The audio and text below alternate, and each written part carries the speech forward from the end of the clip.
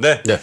자, 그러면 어떤 뉴스들이 또 우리 증시에 또 영향을 많이 주고 있는지 우리 권순우 취재팀장 모셔보죠. 어서 오십시오. 예, 안녕하세요. 3프로TV 권순우 취재팀장입니다. 네, 어서 오세요. 반갑습니다. 완전 주말 분위기네요. 뭐 주말 내일이 주말이죠. 네, 예, 오늘은 일을 해야 되고. 우리에겐 주말이 없습니다. 아 그래요? 우리에게 무슨 주말입니까? 좀 주시면 안 돼요. 아하이, 저 애들이 어려요. 애들은 커요. 지금 어리지만 다 큽디다. 저도 키워보니까 알았어. 둘 다 쉬어. 내가 할게. 네, 우리 시청자분들이 기다리고 계시면 주말은 없는 겁니다. 예. 자, 그러면 뉴스 하나하나 가볼까요? 와 오늘 뉴욕 증시 빨갛게 오랜만에 많이 올랐습니다. 네. 나스닥 2.4%. 네. 그리고 밑에서부터 올라가는 이 즐거운 흐름. 요대 그대로 요 선 그대로 코스피가 받아야죠. 연결받아서 쭉 가면 돼요. 네, 쭉 받아야죠. 예, 다우존스 1.57%, 미국 S&P도 1.96% 올랐어요. 근데 이렇게 많이 올랐던 거는 나스닥 쪽에서 메타의 실적 발표 이후에 메타 와, 메타 이렇게 큰 주식이 무려 14%가 올랐어요. 실적이 좋죠. 예. 14%요? 예. 네, 대박인데. 실적 좋게 나왔다고 저렇게 올라요? 아 미국은 실적 좋게 나오면 저렇게 올라요. 예. 좀 삼성전자 같은 무거운 주식도 한번 이렇게 올라줬으면 좋겠어요. 야, 아니 근데 이게 뭐 이른바 수급이라는 게 있잖아요. 네. 자, 저 큰 주식이면 예. 5% 올라요. 음. 그럼 사람들이 갖고 있던 사람들이 아유 그동안 이렇게 겼는데 아유 빨리 팔고 좀 마음에 좀 위로를 받자 뭐 이런 분들이 당연히 나올 거 아닙니까? 또 한 10% 오르면 야 뭐야 10%나 올라서 막 팔 거 아니에요. 아니죠. 10% 올랐어? 더 가는 거 아니야? 그리고 또 사는 사람도 있죠. 야, 저 큰 주식이 예. 알겠습니다. 그 얘기를 한번 좀 해보려고 그러는데 네. 첫 번째 뉴스는 미국의 GDP 관련한 뉴스예요. 1분기 GDP가 나왔는데 1.1% 나왔거든요. 근데 이게 GDP 전망이 되게 극단적이었어요. 예상치가 2% 전망하는 데도 있고 0.5% 전망하는 데도 있었어요. 근데 뚜껑을 열어보니까 1.1%니까 되게 낮게 나온 겁니다. 이게 3분기 연속 플러스이긴 하지만 지난해 4분기에 2.6%였거든요. 네. 근데 지금 1.1밖에 안 나왔으니까 되게 안 좋은 거예요. 그리고 GDP가 좀 안 좋게 나왔던 주요 요인이 부동산 부문의 투자 감소, 기업의 투자 감소였어요. 이거는 이제 금리 인상의 효과가 이제 투자를 위축시키고 있다라는 얘기가 되는 거고, 그리고 좀 여기에 성장을 지지해줬던 부분들이 소비 지출 관련한 부분이었습니다. 예. 그 미국인들의 소비 지출이 전분기보다 3.7% 증가를 했는데 4분기에 1% 증가한 것보다 소비 지출이 더 높아졌어요. 어허. 그러니까 노동 시장이 워낙 강하고 임금이 좀 높다 보니까 소비 지출 쪽에서는 좀 든든하게 이거를 받쳐주고 있는 겁니다. 근데 여기서 제가 어떤 얘기를 드리고 싶어서 그런 거였냐면은 이 빅테크 기업들이 이번에 실적들이 다 좋았어요. 구글의 모회사인 알파벳도 그렇고 마이크로소프트도 그렇고 메타도 그렇고. 근데 이 빅테크 기업이라는 곳들이 어디에서 돈을 버는지를 보면은 소비 쪽에서 돈을 법니다. 그러니까 소비 쪽이 좋으면, 그러니까 빅테크가 기술주 그러면 우리가 뭔가 테크니컬한 기술을 많이 떠올리시는데 빅테크 기업이라는 건 주로 광고 수익을 먹고 사는 기업이기 때문에 그렇죠. 소비 지출하고 직접적인 관련이 좀 있습니다. 그래서 이 빅테크들의 실적이 좋았다라는 거는 소비 지출이 같다는 얘기하고 연결되는 얘기다라고 좀 보시면 될 것 같아요. 그래서 이번에 나스닥이 2% 가까이 올랐던 것도 소비 지출 그리고 빅테크들의 실적 개선 때문이다. 미국 시장은 소비 지출은 잘 되고 있다라는 부분들을 좀 확인할 수 있었던 것 같습니다. 네. 자, 미국의 소비 지출 이야기까지 좀 들어봤고요. 아 이것도 얘기해야 되겠군요. 이게 개인 소비 지출 PC가 나왔어요. 네. PC 나왔는데 4.3, 4.9. 이게 그 PC 기준으로 4.3, 근원 PC 기준으로 4.9인데 이게 전분기에 PC가 3.7, 4.4 나왔었거든요. 그러니까 이번에 그 가격 지수로는 4.4, 근원 지수로는 4.9가 나왔다라는 거는 전분기보다 더 상승폭이 컸어요. 그러니까 인플레이션이 있다는 거죠. 네. 그래서 이 부분도 요즘에 인플레이션 관련해서 좀 시장이 좀 덜 예민한 경향이 좀 있잖아요. 네. 근데 이 숫자 자체는 별로 안 좋게 나왔습니다. 물가가 계속적으로 높게 나온다라는 것으로 숫자는 나오고 있어요. 근데 이 상황을 이렇게 보면은 물가는 잘 안 잡히고 GDP는 안 좋은 상황이잖아요. 네. 그럼 이게 우리가 흔히 얘기하는 스태그플레이션의 양상이거든요. 물론 스태그플레이션으로 가지는 않겠지만 지금 양상으로는 성장률은 떨어지고 물가는 잘 안 잡히는 상황이 이어지고 있다. 근데 이 상황에 대한 시장의 민감도는 다소 낮아져 있는 상황이 주식은 됩니다. 또 올랐네. 물론 뭐 메타의 실적이라든지 뭐 그 빅테크 시가총액이 높은 기업들의 실적이 나쁘지 않아서 오른 거긴 한데 예. 그러면 이게 또 계산법이 좀 복잡해지네. 예. 그렇죠. 예, 적어도 금리 인하는 없는 거 아니냐 이제 그 올해 말까지 뭐 이런 생각도 있고 또 성장률 보면 또 그런 생각이 안 들기도 하고. 그죠? 예. 그러니까 뭔가 좀 설명은 잘 안 되고 있는 예. 그런 상황입니다. 네. 예, 두 번째 뉴스는요. 삼성전자 실적 발표했습니다. 와, 반도체 부분 적자가 4조 6천억. 하이닉스보다 거의 1.5배? 그쵸. 그죠? 분기 영업 적자가 4조 6천억이 나왔습니다. 스마트폰이랑 나머지가 좀 그래도 좀 도와준 거죠. 네. 도와줘서 플러스가 좀 나오긴 했죠. 네. 플러스가 6,400억이 나왔는데 이게 스마트폰이 1분기에 갤럭시 신제품 나왔었잖아요. 예. 그거 감안해서 6,400억 플러스 된 거니까 2분기 되면은 그 갤럭시 신제품 출시 효과 좀 줄어들 거거든요. 그렇죠. 그러면은 2분기에 적자 날 수도 있을 거다라는 전망도 좀 나오고 있습니다. 네. 근데 삼성전자가 반도체 부문 분기 적자 기록한 게 2009년, 2008년 이후에 처음이에요. 14년 만에. 처음이에요. 예. 그 거의 뭐 진짜 어마어마한 변동성을 좀 보이고 있는 거죠. 네. 이게 매출액 기준으로는 그러니까 1분기 영업이익은 6,400억인데 전년 동기에 비해서 95% 감소했고요. 매출액은 63조 7천억입니다. 전년 동기 대비 18.1% 감소를 했습니다. 그렇게 된 부분들은 다들 아시다시피 메모리 가격이 워낙 많이 떨어져 있고 뭐 판매도 참 잘 안 되고 있고 하는 게 있습니다. 근데 파운드리도 별로 안 좋았어요. 파운드리도 글로벌 경기 침체로 수요가 위축됐고. 근데 이 파운드리는 이전에 TSMC 실적 발표됐을 때 우리가 확인을 했었잖아요. 예. TSMC도 실적이 안 좋다라는 건 파운드리도 별로 안 좋다라는 거고. 그나마 이제 스마트폰 쪽에서 갤럭시 23 판매 효과로 반도체 부문의 적자를 좀 만회를 했습니다. 전분기 대비 매출이 증가했고 수익률도 두 자릿수 이상을 기록을 했어요. 그리고 이 상황에서 그 삼성전자 투자액은 또 크게 늘렸습니다. 한 시설 투자가 1분기에 10조 7천억 정도를 늘렸는데 역대 1분기 기준으로는 최대 금액입니다. 그러니까 삼성전자가 주로 사용하는 방식 중에 하나인데 진짜 안 좋을 때 투자 늘립니다. 그래가지고 경기 돌아오면은 아예 그냥 밟아버리는 그런 전략들을 많이 사용하는데 네. 이번에도 좀 그렇게 되고 있습니다.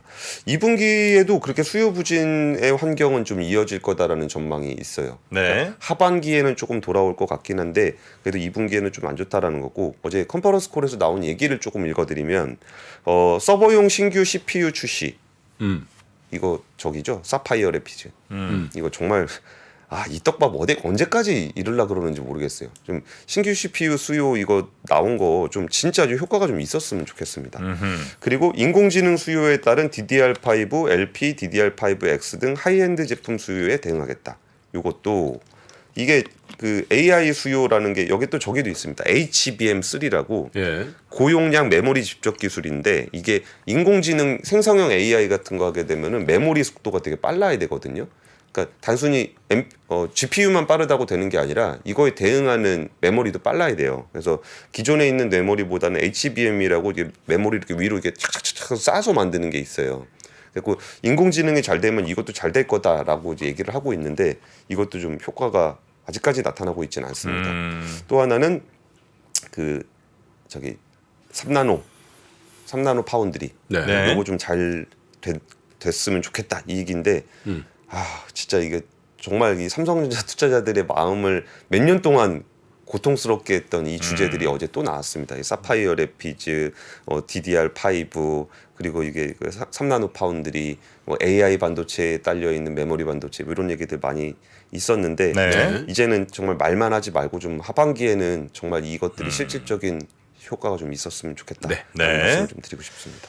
자, 그리고 지금 제일 개인 투자자들이 좀 궁금해하실 만한 뉴스 세 번째 뉴스에 좀 나오나요? 이게 그 무더기 한가 사태에 들이온 주가 조작 의혹 전 금융당국 전방위 조사라는 얘기인데 이 얘기가 뭐 여전히 그렇게 구체적으로 뭐 얘기가 나오진 않아요. 이게 각자의 주장만 있는 거지 이게 당국에서 조사를 해봐야 사건의 전말을 좀 알 수가 있는데 지금은 뉴스가 되게 산발적으로 나오고 있는 상황이에요. 네. 그래서 이게 이제 금융당국의 조사가 본격화되면서 이제 그 남부지검에서 10명에 대해서 그 출국 금지 요청을 했고요. 이번에 압수수색하면서 저 금융위 자본시장 조사국의 자본시장 조사총괄과에서 한 34명 정도가 투입돼서 압수수색을 진행을 하고 있습니다. 그러니까 이 사건을 어디서부터 설명을 드리는 게 좋을까요? 일단 수법부터 말씀을 드릴까요? 수법 뭐 한번 가보죠. 예, 좀 어제 그 증권가에 계신 분들하고 좀 얘기를 좀 해보면서 네. 되게 놀라웠던 게 뭐냐면은 네. 처음에는 이렇게 알려주고 컨설팅 같은 거 투자 얘기를 해주고 그러면 이제 자기가 이제 수익이 이렇게 좀 나잖아요. 네. 그러면 거기서 그러지 마시고 직접 투자를 나한테 돈을 맡겨보면 어떻겠느냐. 처음에 말로 하다가 예, 그러니까 예, 처음에는 이제 자기 계좌 제한 정도 하다가 그러니까 내가 예를 들어서 1억 정도를 투자를 한다. 그럼 그 돈 받아가지고 이제 그걸로 내가 얘기한 대로 투자를 하니까 돈이 좀 벌리네. 그러니까 이제 제가 직접 투자를 좀 해드리면 어떻겠습니까? 저한테 돈을 맡기시면 어떻겠습니까? 그러면 한 10억, 20억 그냥 이렇게 맡기는. 돈들이 좀 있는 분들이군요, 당연히. 예, 돈 있는 분들. 네. 근데 그게 돈만 맡기는 게 아니라 계좌를 맡깁니다. 그랬다면서요. 예, 그래서 뭐 이렇게 계좌를 맡기는데 이렇게 예를 들어서 스마트폰 하나 사갖고 와서 대포폰 같은 거 사가지고 와서 이걸로 계좌 개설하세요. 그리고서 그거 가져가는 거예요. 당연히 불법이죠. 근데 그때부터 불법인 거죠 이미. 그러니까 상상이 잘 안 가시지 않아요? 자기 계좌를 비밀번호까지 다 넘기고. 그러니까 실제로 연락을 해보면 그 사람은 자기 계좌에 그런 일이 있는지도 모르는 사람도 있어요. 자기 계좌를 못 들어가요. 비밀번호를 모릅니다. 네네. 아니, 본인이 계좌주가 그냥 줬다니까요, 그 사람한테 계좌를. 아니, 그래도 비밀번호는 공유했겠지. 아니요, 몰라요. 모르는 분도 상당히 있다고 합니다. 그리고 여기서 보면은 제가 이게 뉴스가 좀 산발적으로 나온다고 말씀을 좀 드렸는데 임창정 씨가 어제 SNS에 올린 입장문을 보면은 네. 어카운트 인포라는 앱만 깔아줬다. 어카운트 인포가 금융결제원에서 제공하는 통합결제 앱이거든요. 현재 얼마인지 확인할 수 있는 정도. 그러니까 자기 계좌는 보지도 못하고 네. 그러니까 자기 MTS는 보지도 못하고 인포 뭐야 이거 어카운트 인포만 깔아줬으니까 총액이 얼마나 변동하는지만 그냥 자기 핸드폰으로 봤던 거고 네네. 자기 계좌는 그렇게 넘어간 거예요. 이렇게 수십억 되는 돈을 그냥 이렇게 맡기는 겁니다. 그러면 여기서 이 수법을 썼던 사람이 이제 라더견 회장이라는 분이 좀 얘기를 하고 있는데 자기도 피해자다 뭐 이런 얘기들 하고 있고 임창정 씨도 자기가 피해자다 그러고 있어서 이게 그리고 나서 이게 여러 명한테 그렇게 했을 거 아니에요. 근데 어제 업계분들하고 좀 추정을 좀 해봤는데 액수가 얼마나 될지를 아니 뭐 떨어지니까 다 피해자래. 떨어지니까 다 피해자라고 합니다. 참. 추정을 해봤는데 거의 조 단위로 갈 가능성이 조단이 예. 몇 명 정도인지는 아직 뭐 모르죠. 그러니까 예. 주범들이 뭐 한 10명 정도라고는 이제 얼핏 들은 것 같긴 합니다만. 그 사람들이 주범이라 그러면 이제 회원들이 이렇게 있을 거 아니에요. 그 숫자는 얼마인지 아직 모르고. 예. 그리고 처음에 제가 처음에 취재할 때는 그 SG증권을 기준으로 해서 CFD 계좌를 했다라고 좀 추재를 하고 있었는데 여기가 트리거가 된 거지 나머지 증권사 계좌에도 엄청나게 많아요. 그러니까 예를 들어서 10억을 만약에 가지고 왔다 그러면은 네. 그 사람이 맡겼다 그러면 거기다가 신용융자를 풀로 또 땡긴 거예요. 그러니까 SG에서 터진 거는 CFD 계좌에서 터진 거고 네. 그리고 이제 나머지 것들에 대해서는 아직까지 얘기도 안 나오고 있는 거예요. 그럼 이게 주가가 이렇게 반대매매가 나와서 폭락을 했잖아요. 네. 그럼 그 폭락을 하면은 지금 반대매매도 지금 잘 안 되고 있거든요. 하한가 지금 3일째 계속 가고 있어가지고 하한가 안 풀리면은 반대매매 못 하거든요. 네. 그러면은 거기서 신용융자 받은 게 예를 들어서 담보비율 50%만 잡아도 하한가 세대 맞으면은 깡통 계좌 되잖아요. 그러면 증권에서 손해 보는 거 아니에요? 그러니까 증권회사가 그 사람들한테 연락을 하고 있는 거예요 지금. 어. 그 당신 계좌 지금 녹아가지고 깡통 됐다. 음. 당신 돈 갚아라. 주식을 못 팔았으니까 네. 담보도 없는 거예요. 그럼 이제 안 갚으면은 안 갚으면 신용불량자 되는 거죠. 아니. 증권사가 또 손실 봐야 되는 거죠. 손실 보죠. 그러니까 지금 근데 증권사들이 저기 제2의 비령 사태 같은 거라고 하는 사람도 있더라고. 비령? 비령도 CS에다가 자기가 만약에 뭐 1억 불 있다 그러면 10억 불 빌려가지고 한 거잖아요. 예를 들면. 예. 근데 그게 팍 빠져버리니까 9억 불. 그 그래서 CS가 타격 받아가지고 저렇게 된 거예요. 맞아요. 아 그래요? 크레딧 스위스. 비령 때문에 망한 거예요? 아니 빌황 때문만은 아닌데 예. 완전히 거기다 그냥 피니시블을 날려버렸지. 아 그래요? 그러니까 이 얘기를 사실 증권사들 쪽에서도 손실이 있고 여기서 혹시라도 이게 증권사가 잘못 관리한 거다라 그러면 증권사가 조치를 받을 수도 있잖아요. 그러니까 지금 되게 쉬쉬하고 있는 분위기예요. 아 증권사들도. 예, 그래가지고 이게 오늘 오전 10시에 금융감독원장 주재로 증권사 CEO 소집을 했거든요. 그러니까 지금 나오는 얘기가 뭐 임창정 뭐 이렇게 뭐 해갖고 뭐 몇 명들 얘기가 나오잖아요. 그러니까 이게 특정한 몇 명들의 사건이라고 생각하시는 분들이 좀 있는 것 같은데 지금 거의 모든 증권사가 연루가 돼 있을, 그러니까 관련이 있을 거고 그 계좌에서 움직이는 돈이 조단이라 그러면은 진짜 큰 돈이거든요. 네네네. 근데 거기에 그 투자금이 보면은 그 임창정 씨도 이게 뭐 30억이냐 50억이냐 70억이냐 얘기가 이렇게 왔다 갔다 하잖아요. 그게 왔다 갔다 하는 이유가 레버리지가 있어서 그런 거예요. 그러니까 자기가 투자한 것보다 금액이 훨씬 더 크게 잡히는 거거든요. 그럼 이게 밑으로 떨어지면은 이게 그러면 주식 팔아가지고 똔똔대고 끝. 반대매매하면 똔똔대면 끝이잖아요. 네. 근데 그게 아니고 이게 반대매매가 담보가치 이하로 내려가면 빚 갚아야 되는 사람도 굉장히 많아질 거예요.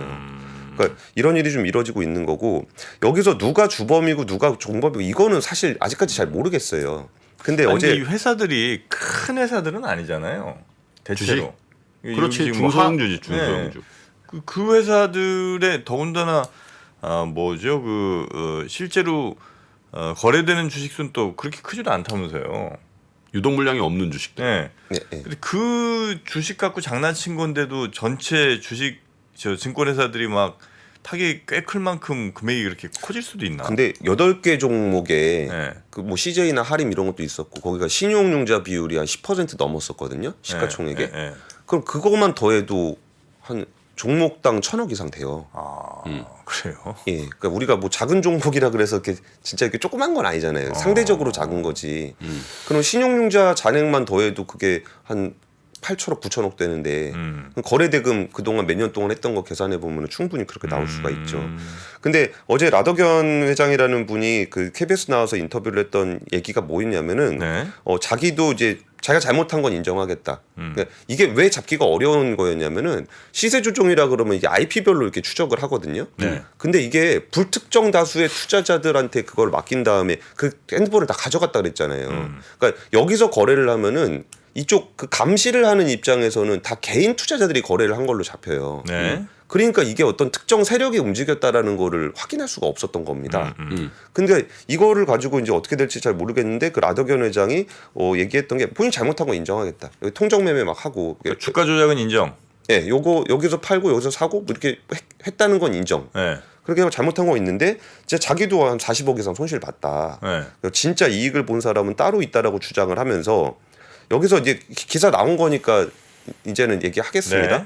그 키움 다우데이터의 김익래 회장님을 지목을 했어요. 네. 이게 어떤 거냐면은 목요일 날 키움증권 계좌로 여기서 600억 규모의 다우데이터 매물이 지난주 나왔어요. 목요일. 지난주 목요일. 네. 그리고 제가 수급 동향을 같이 봤더니 그 목요일 날 키움 계좌로 나오고 금요일부터 SG증권 계좌로 나와요.